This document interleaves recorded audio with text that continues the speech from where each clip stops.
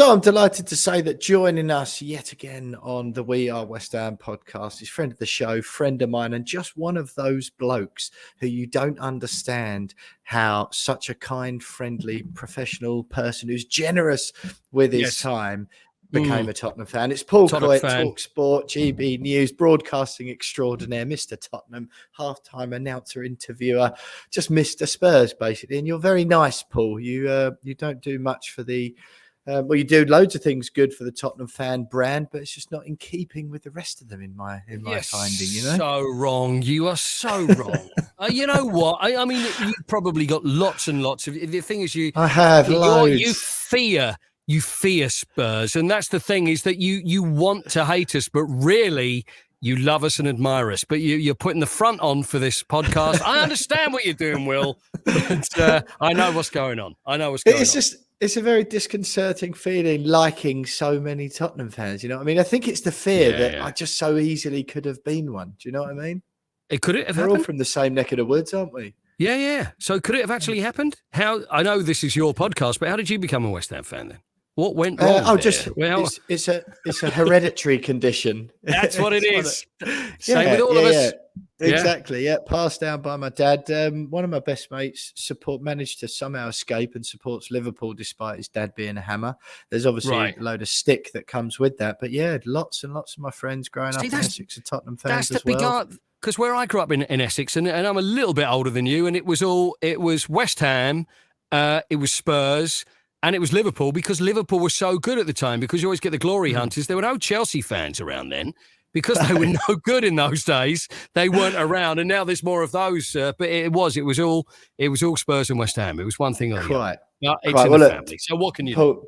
Paul, you're very, very generous with your time. I just appreciate you giving us your time as always, particularly tonight. Always a pleasure. Last minute job. Talk a bit to me about Tottenham then. An unfortunate defeat in Milan last night, 1-0. The tie far from over. Brahim Diaz with the early goal, fifth in the league, but for some strange reason, there seems to be you're doing okay, it seems, but there seems to be this odd feeling and attitude around the club at the moment. Yeah, I mean, it is. I think it's the uncertainty, and are we as good as we should be? I think this is what a lot of fans are saying. But if we look at what happened over in Milan, it was we've played better. We've got injuries, of course. Hugo Lloris is out, so, and also we got Fraser Forster. We're looking for a third goalkeeper, so I don't know if Thomas Souček is available on a free maybe to look. But okay, it was cheap, and I'm sorry, but so it's where we are at the moment is. I think everybody's very calm about it. I'm quite happy to go back to the Spurs Stadium in March and then and be 1-0 down.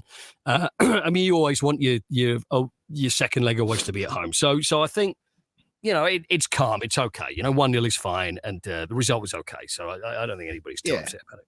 No, I think Antonio would probably be, and most Spurs fans, you go, well, we're still in it. It's half time, being 1-0 down, taking it back to Spurs. Bit of an old cliche in two-legged football, but yeah, reasonably positive position. Fifth in the league at the moment. Yeah. Again, James was talking to me earlier on the podcast, just saying, it's you never know with Tottenham. There seems to be this sort of negative talk around the club. That seems to be the general rhetoric is slightly, I don't know, negative and moany, but then out of nowhere you'll turn up, beat Manchester City or put on an outstanding performance. That's what it's been like being a Spurs fan since I was a kid. It's always been the same. You never know. You could win 5-0, you could lose 5-0, you don't know.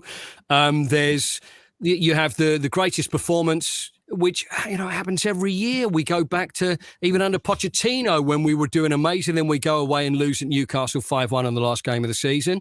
Yeah. Or things are looking terrible, and then we go and beat Arsenal and Chelsea straight after that, after we get knocked out by Portsmouth in the semi-final of the FA Cup. We go and beat Manchester City. Last year we lose at Burnley. We beat Man City, and then we go and have a horror show at Leicester. You just don't know what you're going to get. So obviously you're hoping that you get the side that played Leicester, not the side that played Man City, aren't you? Whereas we know that with you lot, we're going to get probably the 1975 Cup winning team. So, we'll just have to see how we go. Or the 1970s Brazil team, as I think you once described us whenever we play against Tottenham. Yes, okay, yeah, okay. Well, maybe I So, overdid it that day, but yeah. Yeah. No, and it is like that, isn't it? It's just peculiar. You've got some great players. I mean, look, you'll forgive me for asking you this question, which can often be criticised as ill thought out, and then is what it's just sort of general trope. I'm sure you know what's coming, but the Antonio Conte situation, through. Obviously, his answers are always different, shall we say? You know, he's not the run-of-the-mill, media-trained, boring sort of type that you sometimes get from Premier League managers. He does sometimes come out with these cryptic answers in press conferences that don't perhaps do himself any favours as far as Tottenham fans being certain he's sticking around. What do you make of that situation? Do you think it has as much of an impact as some parts of the media will have you believe? Well, I think of Bob Dylan songs. Now, I don't know where you think, where on earth is he going to go by saying this? Bob Dylan songs. So Bob Dylan would write this amazing poetry, but sometimes he would just write words. And you would get, music critics would go, Bob, when you wrote that, are you looking at the Vietnam War? Are you talking about what's going on in the deep south of America? Are you talking about the rise of communism in South America? What is it? And he's going, no, they're just words. And I think a lot of that sometimes can go with Antonio Conte. I'm not going to call him Bob Dylan, but everybody looks for these cryptic answers. They think he's trying to say it in riddles. He's trying to say one thing or the other. And if he says it, to be honest with you, I think a lot of it, you just take it at face value instead of looking for clues and looking for this and looking for that. You know, we can all worry about that all day and go, oh, yeah, well, he said he didn't think the confidence, you know, that the players had the right attitude and that maybe they lost their confidence. And they said, what do they mean by that? Does that mean he's going to be going? I think he just speaks when he's asked a question. He wears his heart on his sleeve. Like you say, some people like it, some people don't. I want to hear a manager that says what he thinks because it's great entertainment and you don't want to be thinking, what do they really mean? And I think it's as simple as that. I think we all look far too deep into what he says. There is going to be some things that are lost in translation as well, whereas maybe he doesn't mean it to come out the way he does. But I think we look a lot deeper and think there's a lot more going on than maybe there really is. Yeah, I quite agree. I think it's quite refreshing as well. And when you actually listen to what he says, he basically goes, "Yeah, we'll see at the end of the season."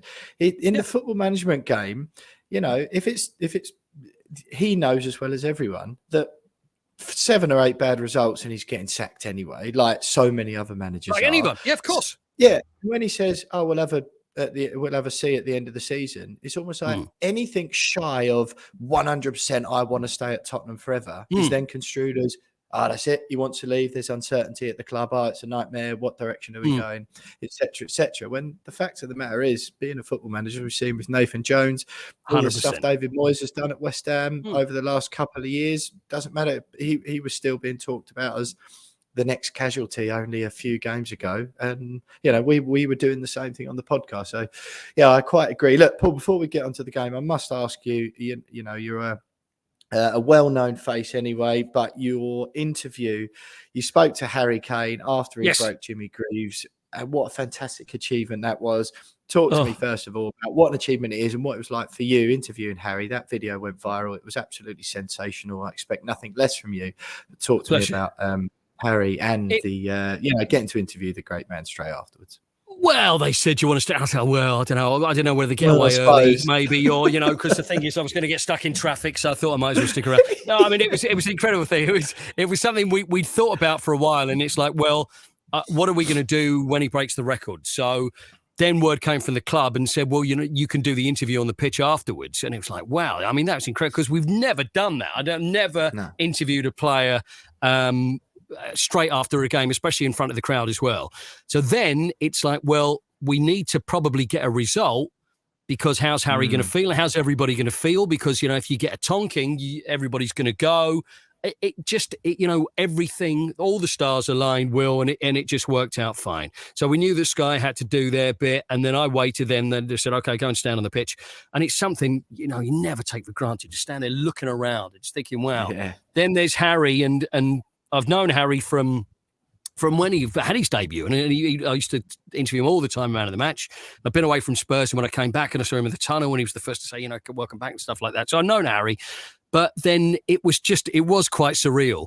But then when I don't know whether you have the same thing, when you interview people, but then I'm just speaking to him and forget, of course there's crowd, you get crowd and you react to that and say, well, I'm sure there's other people, and we refer to that. But the thought that, I've got a friend who was watching it in America, which was live on NBC, and the fact that it was everywhere, you don't even take it in, because if you think how many people are watching the next question you're going to ask around the world, you'd crumble. So it was just stupid as it sounds. It was a nice chat, and it was nice to be able to recognize that moment. And I know there's, West Ham fans that will be watching Spurs, but you can't fail to admire Harry Kane. I think he's a model professional.